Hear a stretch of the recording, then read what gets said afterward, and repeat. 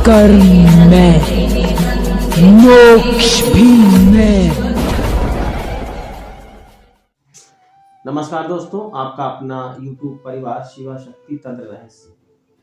मेरे साथक भाइयों, आज हम आप लोगों को एक जानकारी देंगे कि जो नागा हैं और जो अघोरी साधु हैं, इनकी जो मूल देवी होती है, यानी कि जो इनकी इष्ट देवी होती है, ये महाकाली का जो उग्र स्वरूप है, कंकाली देवी, जिन्हें आप कालरात्रि भी के नाम से भी जानते हैं।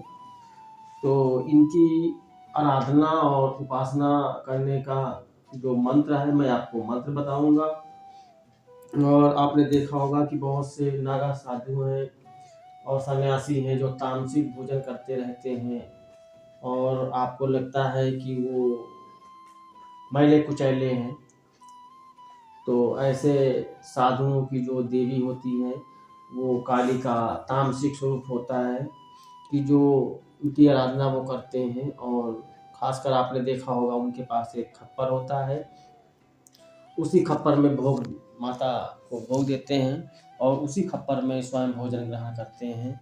तो ये खासकर उन्हीं माता के मंत्र से अभिमंत्रित खप्पर होता है।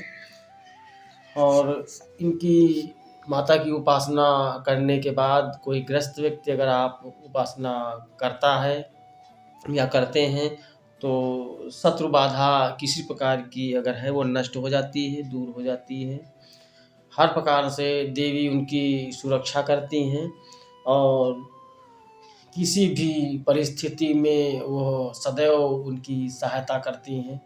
तो ऐसा अगर कोई साधक है जो कंकाली देवी की साधना करना चाहता है तो वो कर सकता है।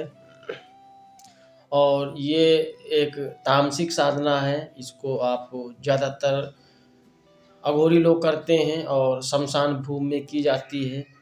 लेकिन इसका जो विधान है, मैं आप लोगों को बताने जा रहा हूँ कि एक गृहस्थ व्यक्ति इस साधना को कर सकता है और अपने घर में रहकर ही कर सकता है। इसमें कोई ज़्यादा कोई हाई फाई विधान नहीं है, नॉर्मल सा विधान है।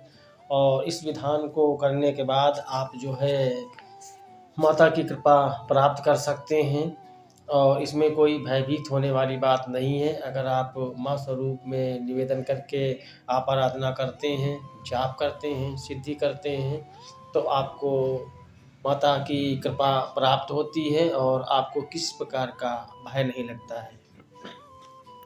तो आप लोग विधान को नोट कर लीजिए और मंत्र को नोट कर लीजिए। सबसे पहले मंत्र आप नोट कर लीजिए। मंत्र इस प्रकार है: ओम ह्रीं क्रीं कंकालेश्वरी चामुंडे सर्व शत्रु स्तंभय उच्चाटय ह्रीं क्रीं स्वाहा। मंत्र पुनः सुन लीजिए। ओम ह्रीं क्रीं कंकालेश्वरी चामुंडे सर्व शत्रु स्तंभय उच्चाटय ह्रीं क्लीं स्वाहा। ये मंत्र है और इसको जो करने का विधान है, आप नवरात्र में कर सकते हैं। और साल में नवरात्र 2 मुख्य नवरात्र मानी गई हैं और 2 गुप्त नवरात्रि मानी गई हैं, यानी कि 4 नवरात्रि होती हैं। तो आप किसी भी नवरात्रि में, चाहे गुप्त नवरात्रि में, चाहे जो मुख्य नवरात्रि मानी गई हैं, इन नवरात्र में इस मंत्र का जाप कर सकते हैं और इस मंत्र की सिद्धि भी कर सकते हैं और प्रयोग भी कर सकते हैं। दोनों तरीके मैं आपको बताता हूँ।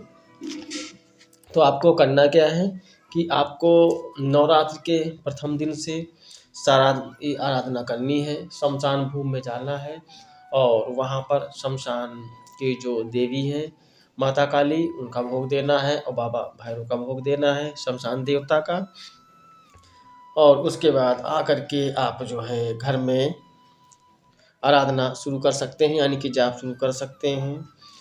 तो आपको शमशान भूमि में जो भोग देना है वो आप नोट कर लीजिए। 1 कुल्हड़ में मदिरा, 1 कुल्हड़ में कलेजी बकरे की या मुर्गे की, लौंग, कापूर और जो है ये लौंग का जोड़ा, फूल, इतनी सामग्री आप वहाँ पर शमशान भूमि में दे दीजिएगा। और उसके बाद आप घर आकर के आप जाप कर लीजिएगा। और पूरे 9 दिन तक इसका जाप करना है। नित्य 11 माला जाप करना है और माला आप जो है रुद्राक्ष की प्रयोग करेंगे। जो दिशा आप रखेंगे, दिशा दक्षिण की रखेंगे।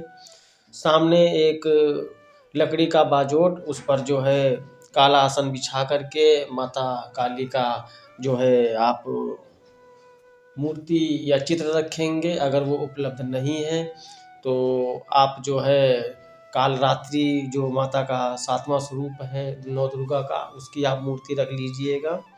और आप जो अपना आसन प्रयोग करेंगे, आपका आसन काला होना चाहिए और आप 11 माला नित्य 11 दिनों तक जाप करेंगे। इससे आपका ये मंत्र सिद्ध हो जाएगा। आप किसी भी प्रकार से आप प्रयोग कर सकते हैं। अगर आप विशेषकर कोई स्पेशल कार्य करना चाहते हैं, किसी शत्रु बाधा से छुटकारा पाना चाहते हैं, आपका शत्रु अगर प्रबल है, आप पे हावी है, तो उसको स्तंभन करने के लिए आप इस मंत्र को संकल्प लेकर के 9 दिनों तक ऐसे ही 11 माला नित्य प्रयोग कर सकते हैं। सामने आप जो चिराग इस्तेमाल करेंगे वो सरसों के तेल का होगा और प्रयास करें मिट्टी का चिराग होना चाहिए, तो आप उसको प्रयोग कर सकते हैं। और अगर आप किसी की शक्ति को स्तंभित करना चाहते हैं तो उसमें भी आप उसकी शक्ति को स्तंभन करने के लिए आप संकल्प ले लीजिएगा और संकल्प लेने के बाद आप इसका प्रयोग कर लीजिएगा। आप देखेंगे कि आपका ये है प्रयोग संपूर्ण 9 दिन पूर्ण होने से पहले ही आपका कार्य हो जाएगा। ये बहुत ही तीक्ष्ण मंत्र है। किसी भी अनाड़ी साधक को या नए नवेले साधक को ऐसे तीक्ष्ण प्रयोग नहीं करने चाहिए। इसमें जो अनुभव होते हैं वो थोड़ा भयभीत करने वाले होते हैं, लेकिन नुकसान किसी प्रकार का नहीं होता है। अगर आपके पास कोई सुरक्षा कवच है या मंत्र है तो आप उसका जाप कर सकते हैं, प्रयोग कर सकते हैं। और जो पुराने साधक हैं वो आप कवच का प्रयोग नहीं करेंगे, अगर करना चाहे तो कर सकते हैं, अन्यथा कोई आवश्यक नहीं है। कवच सुरक्षा की आवश्यकता जो नए नवेले साधक हैं उनके लिए है। तो आशा करता हूँ कि आप ये प्रयोग करेंगे और आप इसका लाभ उठाएंगे। इसी आशा के साथ आप सभी को मंगल कामनाएं। नमस्कार।